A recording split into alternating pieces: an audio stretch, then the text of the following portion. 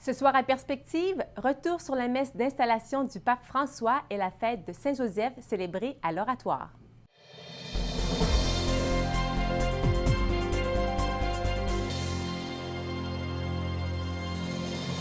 Bonsoir. La messe du commencement du ministère pétrinien de l'évêque de Rome a été célébrée aujourd'hui, place Saint-Pierre, en ce jour de la fête de Saint-Joseph. Le pape a pris le temps de saluer la foule dans la papamobile découverte, vêtue uniquement de sa soutane blanche, souriant aux milliers de pèlerins qui l'acclamaient de joie avec des drapeaux du monde entier.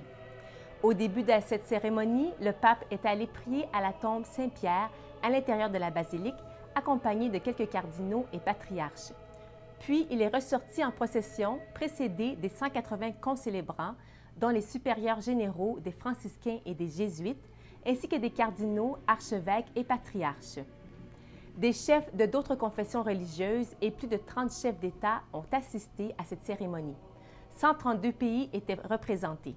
Le vice-président des États-Unis et le gouverneur général du Canada, David Johnston, accompagné d'une délégation canadienne, étaient présents. Le pape François a reçu le pallium et l'anneau du pécheur, emblème symbolisant le début de son pontificat. Le pallium de laine, donné par le protodiacre, le cardinal Torrent, réfère à la brebis que porte sur ses épaules le bon pasteur, et les croix rouges représentent les plaies du Christ. C'est le même pallium qu'a reçu Benoît XVI en 2005. Le cardinal prêtre Danils a fait la prière et le cardinal doyen Sodano a remis l'anneau du pécheur, anneau créé pour le pape VI, en argent doré sur lequel est représenté Saint-Pierre avec les clés et non plus la barque avec le filet.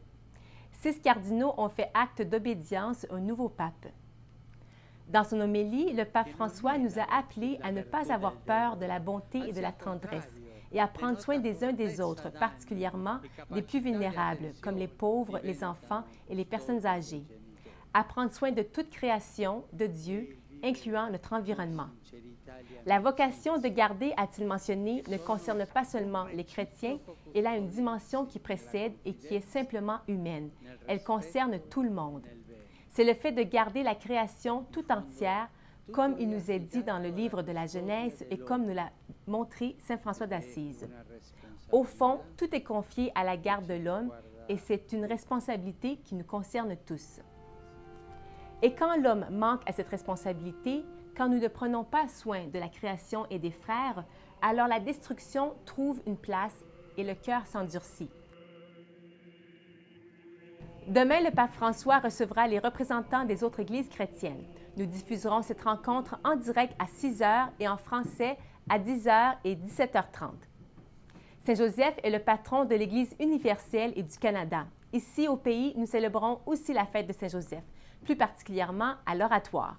Comme à chaque année, il y avait plusieurs messes à l'Oratoire aujourd'hui, dont une célébrée par le père Richard Warner, supérieur général de la congrégation de Sainte-Croix. Du 10 au 18 mars, vous avez pu suivre sur nos ondes la neuvaine de Saint-Joseph, prêchée par l'archevêque émérite du diocèse de Moncton, Monseigneur André Richard. Celle-ci est disponible sur notre site celleslumières.tv.org. Merci d'avoir été avec nous. Bonne soirée à tous et bonne fête de Saint-Joseph.